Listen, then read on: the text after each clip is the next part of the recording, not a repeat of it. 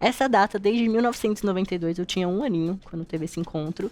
As mulheres negras de 32 países se reuniram na República Dominicana para dar visibilidade, né, à luta que lá na época era muito mais focada na opressão, exploração do racismo em terras latino-americanas, né? Por isso, então, latino-americanas e caribenhas, né, que o encontro foi nessa região. E nesse encontro foi criado a Rede de Mulheres Afro-Latino-Americanas e Afro-Carimbenhas, para poder começar, então, a repercutir mais, né? Como que esses 32 países conseguem se unir para poder a luta ficar mais forte. Então, desde essa data, né, 1992, então são 31 anos que é comemorado, então, esse dia tão importante. E a data aqui no Brasil tem, né, é uma dupla data. A gente também comemora desde 2014, quando a presidente Dilma Rousseff sancionou a lei. Também é o Dia Nacional de Teresa de Benguela. Então, né, aqui no Brasil a gente comemora o Dia Internacional da Mulher Negra, Afro-Latina e Caribenha, e também o Dia Internacional de Teresa de Benguela, né, que a gente tem, Benguela, que a gente tem essa imagem, né, que não é uma foto, porque muito tempo atrás, né, mas é uma obra de arte que foi feita com ela. E quem foi Teresa, né? Ela foi uma líder quilombola do século XVIII, então a gente está falando de muito tempo atrás, né, que ela, com a morte do companheiro, ela acabou assumindo o quilombo ali, então, e se tornando uma liderança muito importante e resistente na luta contra o racismo. Então é por conta dessas datas, né, desses dois momentos importantes que a gente comemora essa data hoje. E o que significa para vocês essa data? Como que a gente sabe que muita coisa avançou, mas muita coisa ainda não avançou, né? O que a gente ainda precisa avançar nesses próximos anos? Olha, eu acho que a grande importância, né, da gente ter um dia para comemorar é não só a questão da gente comemorar um dia para nossa comunidade preta, mas um dia para nossa comunidade de mulheres pretas, que a gente sabe que nós somos a base de toda uma sociedade. Toda a sociedade foi criada, construída em cima da nossa vivência. Então, a gente ter esse recorte, ter não só um dia, mas um mês, né? Porque a gente sempre fala que julho é o mês das pretas e vem aí. Isso ainda vai ser grande no Brasil.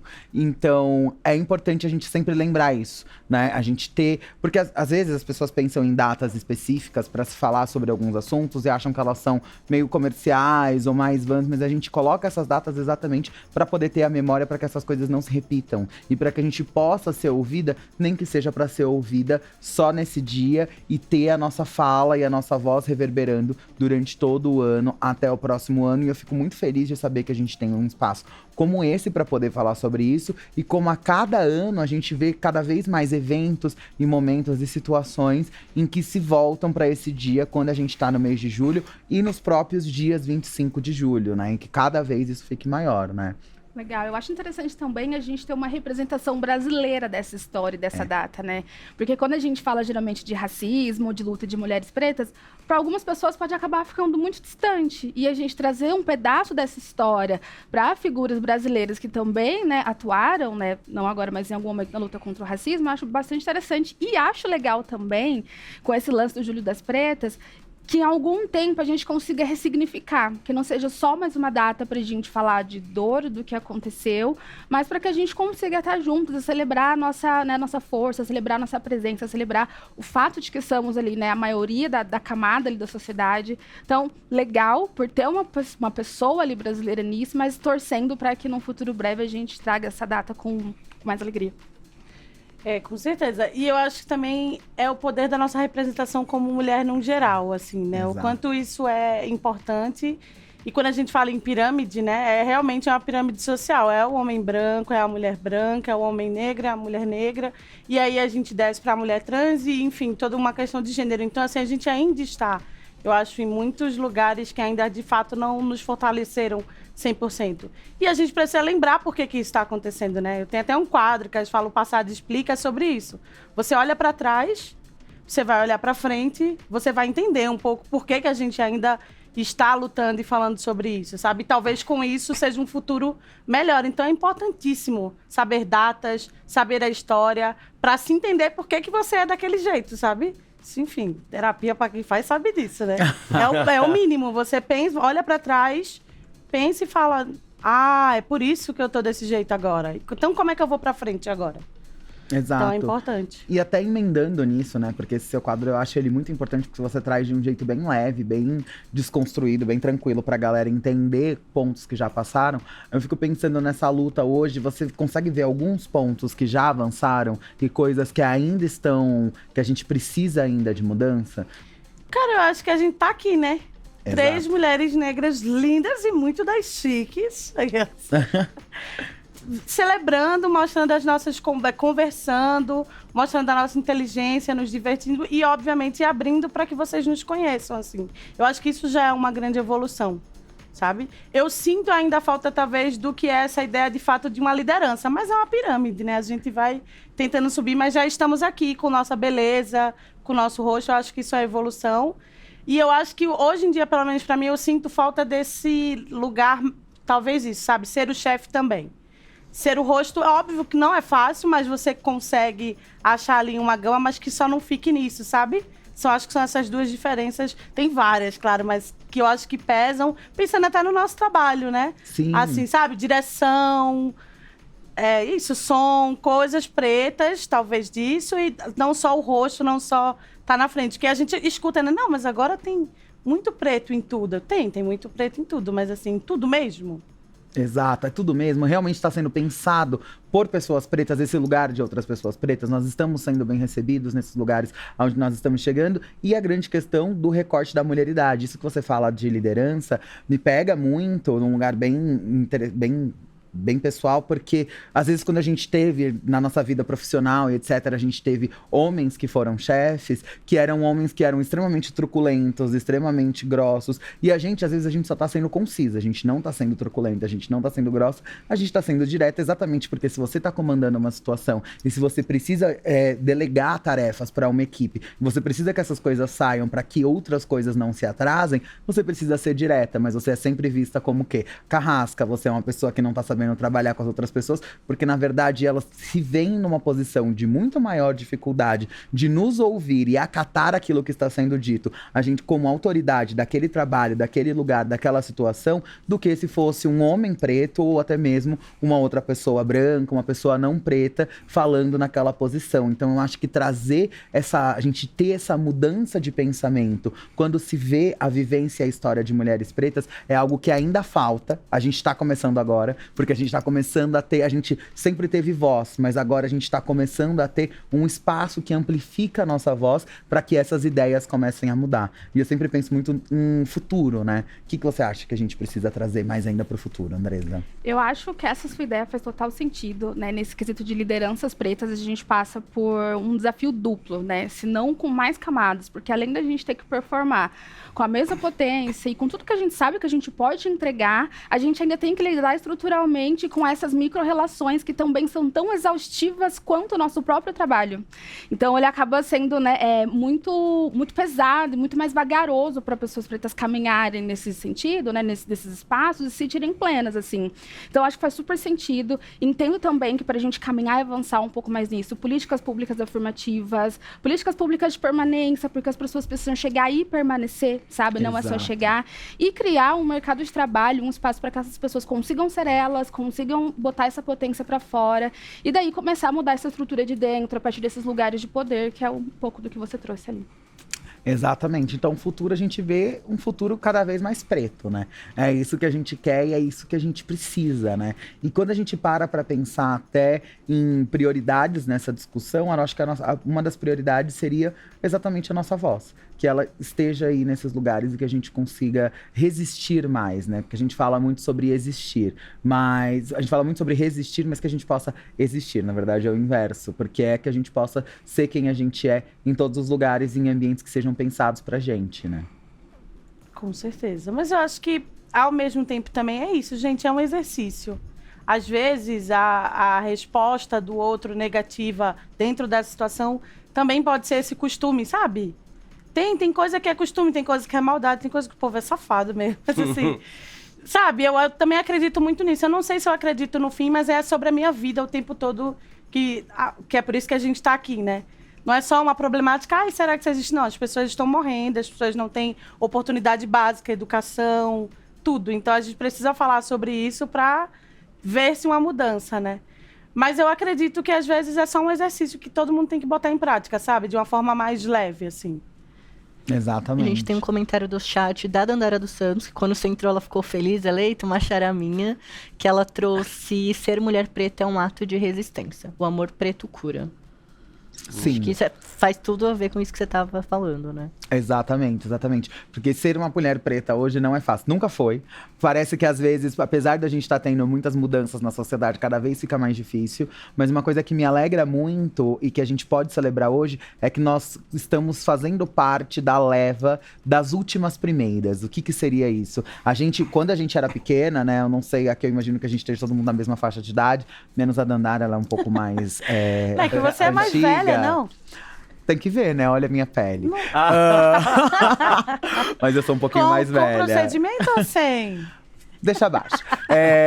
Quando a gente pensava, quando a gente era pequena, a gente tinha vários lugares que a gente simplesmente não se via. Simplesmente não existia. Hoje, né, quando o Vitor tava apresentando as meninas, falando que elas estão nessa pegada Barbiecore, a gente veio Barbiecore ano passado, é uma das maiores representatividades do que era ser mulher, do que era ter essa feminilidade, e a gente raramente encontrava alguém que parecia com a gente. Olha que eu não tô nem entrando numa questão de corpo, tô entrando só numa questão de racialidade, só isso já era muito difícil. Então a gente não tinha. E agora, quando a gente começa a ver ali, pelo menos quando a gente tá ali no ensino médio, entrando na faculdade, começa a ver mais pessoas pretas em alguns lugares, a gente vê que hoje a gente tá fazendo parte exatamente desse movimento, das últimas primeiras, porque nós somos as primeiras que muitas crianças vão olhar hoje e falar: eu me inspirei em você para ser apresentadora, eu me inspirei em você para poder trabalhar com moda, eu me inspirei em você para ser quem eu sou. Então a gente tá criando essa inspiração para que isso seja algo exponencial, para que cada vez mais a gente tenha pessoas em todos os âmbitos, a gente tenha mais meninas pretas que entendam que elas literalmente podem ser o que elas quiserem, que elas não precisam ficar repetindo histórias de dor que a nossa sociedade brasileira, infelizmente, foi engendrada para que elas acontecessem dessa forma. Então, assim, eu acho isso muito maravilhoso. Eu tô muito feliz que vocês estão aqui hoje. De verdade, muito obrigada, porque vocês me inspiram. E Bielo, tem um comentário ali que eu achei interessante, da pessoa falando que o Vicente falou que acha muito legal, né, o que tá rolando no programa hoje, e que também lembrou uma outra coisa que ele acha legal, que é o fato da Issa Rae fazer a Barbie presidenta. Sim. No filme. E aí eu lembrei que na semana passada a Milena do Papel Pop News estava aqui com a gente, e aí no bastidor a gente conversando sobre Barbie, e aí ela falou assim: olha, achou Barbie um filme muito interessante, mas eu achei muito pra mulher branca. Muito um discurso desse, assim. Aí ela explicou o porquê e tal, e aí ela falou que ela não tem como hoje, né? É uma coisa que a gente já... Quem já tá dentro do conteúdo já sabe, mas não tem como a gente falar de feminismo sem fazer esse recorte de qual mulher estamos falando, né? Exatamente. De qual mulher a gente tá falando, seja ela uma mulher preta, uma mulher trans. Se a gente não vê esse recorte, a gente não vai pra frente, né? Porque fica se reproduzindo as coisas, né? Às vezes, até mesmo quando eu penso nas causas que me interseccionam, às vezes eu olho e eu falo: nossa, eu sou muito mais ouvida por ser uma mulher trans do que por uma mulher preta. Porque parece que qualquer outra causa de grupos minoritários que não seja uma causa de racialidade, as cabeças e as pessoas que são mais ouvidas vão ser pessoas brancas. Porque é quase como se não precisassem nos ouvir, a menos que seja uma causa voltada para a racialidade. Sim. Então, por isso que esses recortes são muito importantes, porque às vezes eles propulsionam mulheres para lugares diferentes e que precisam estar sempre juntas para conseguir conversar e hackear esse sistema, né? Que é um sistema que tenta sempre fazer com que a gente seja mantida no lugar que eles acham que foi criado para onde a gente deveria estar. E a gente tá aqui mostrando que não, né? O lugar onde a gente tem que estar é o lugar onde a gente quer estar. Basta que a gente saiba onde a gente quer estar. Poxa! Você sabe que a Dandara tá querendo ser o lugar de apresentadora. Mas tá ficando tão quietinha. Depois que eu falo, ela não fica dá mais. Ela Como é que você vai? as pessoas não dá pra falar mais depois que ela fala. Mas sabe o que eu lembrei de Barbie? Fui pra Barbie, gente. Aconteceu tanta coisa comigo. Eu fui pra palestra da Barbie, eu fui com a lente de contato velha. Você já usou? Não use lente de contato velha. Eu uso, porque é de 6 meses, mas enquanto ela não rasga, eu sigo usando. Mas não é pra fazer isso. E aí, o meu olho ficava piscando assim, e meu inglês é péssimo, foi tudo dando errado. Ai. E eu não consegui ver o filme, eu não entendi o filme. Aí eu tive que assistir de novo.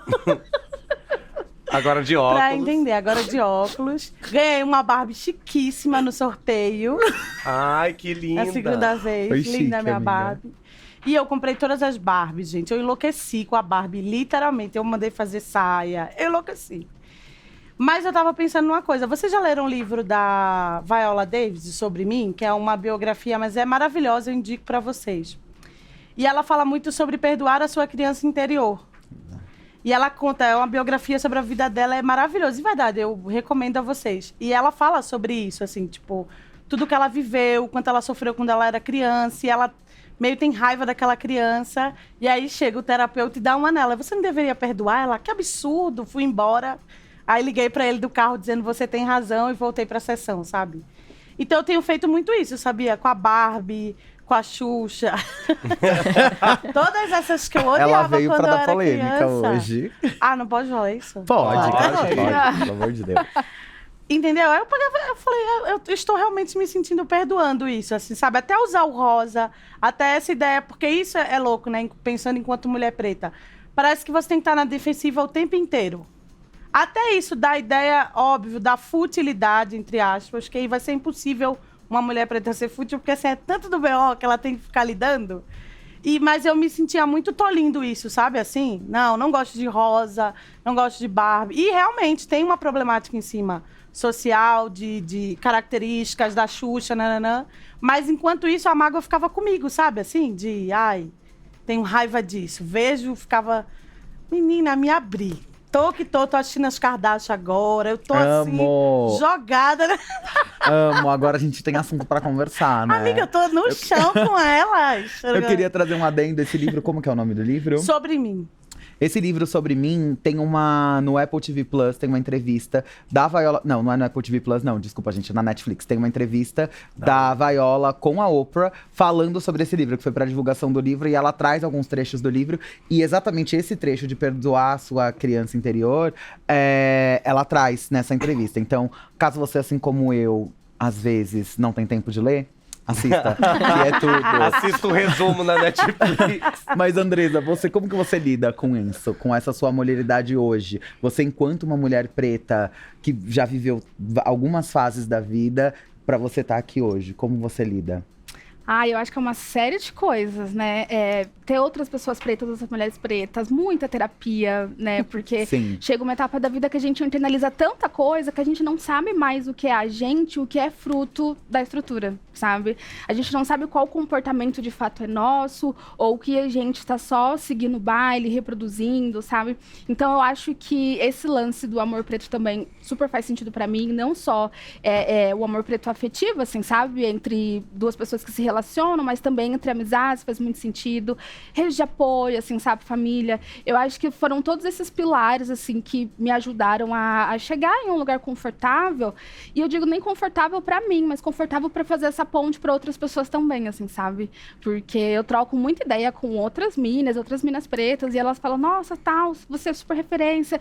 E é uma responsabilidade. A gente fica assim, poxa vida, sabe? Mas eu acho que é isso. Acho que é ser um pouquinho de ponte ali, um pouco de ponte aqui, receber aqui, dar ali, que a gente acaba... A conta não fecha, mas a gente se equilibra um pouco mais e consegue, acho que, levar com um pouco mais de leveza, assim.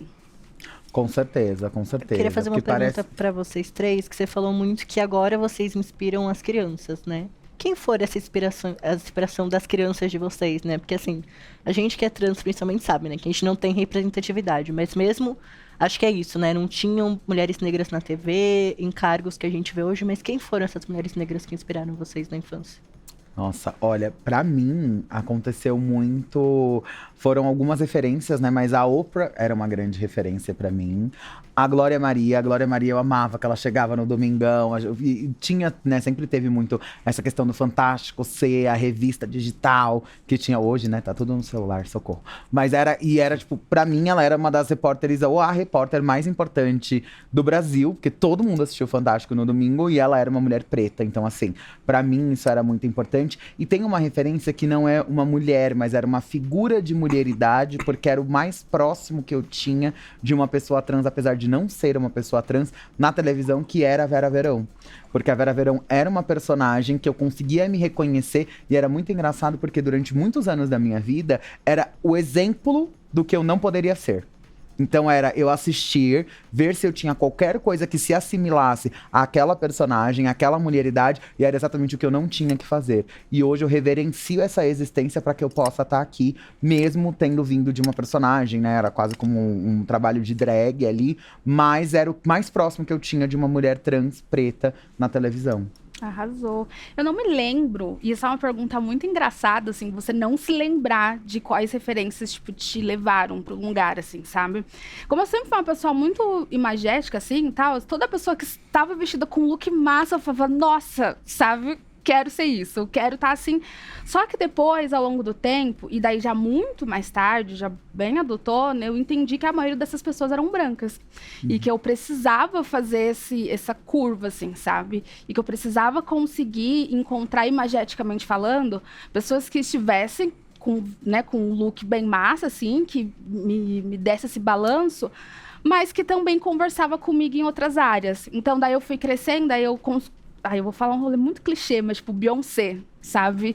Erykah Badu, Lauryn Hill, porque daí eu percebia que a gente tinha algo que se conectava pelo imagético, pela imagem, mas a gente tinha algo para além disso, assim, sabe? Então, bem na infância, eu fui muito desligada desses tipos de questões, assim, mas depois que eu fui crescendo, eu consegui fazer esse link daquilo que eu gostava com essas pessoas que estavam em lugares, né, que tinham ali links que faziam sentido para mim, que nesse caso foi o rolê da racialidade. Cara, eu não sei se eu vou conseguir dizer tantos nomes assim, porque, óbvio, que nem a Bela vai falando, você vai pensando, mas, assim, eu era muito movida pela raiva. Agora, assim, eu tenho uma lembrança de ver alguém encher meu coração e ficar... Era a Thaís Araújo, a primeira vez que eu vi ela na Chica da Silva. Sim. E quando ela se dava bem, que ela mandava cortar a cabeça de todo mundo, eu ficava, é isso aí! Poxa, quem manda é ela. Eu amava. Mas eu tô falando isso porque foi a primeira lembrança que me veio à mente em relação a esse lugar de, olha, eu sei, era uma novela e tal, mas ela pode, Mas ficava presa à ideia do macho. Diz, eu tenho que arrumar então alguém que vai me tirar disso aqui. Pensando criança, assim. E depois que, por sorte, eu fui realmente virando nerd, assim, nessa questão racial, social, eu fui ficando com raiva das coisas. Eu fui ficando muito rebelde desse lugar de, sabe, era uma militância meio, tipo... Depois você vai entendendo, acalmando, né, ficando mais velha. Mas eu era muito revoltada, Mas a assim. raiva também tem seu lugar na militância, Não, ou mas não? que é importante, sim, porque, inclusive, as pessoas mais jovens, elas estão com mais gás para ir para frente e talvez... com urgências maiores e tal. E também cada um, na minha opinião, milita como quer, né, gata? É que agora que você é patricinha, né? Não, Tá agora eu tranquila. sou a Barbie. Entendi. Ai, Barbie. Aí eu tô agora mais tranque, sabe, gente?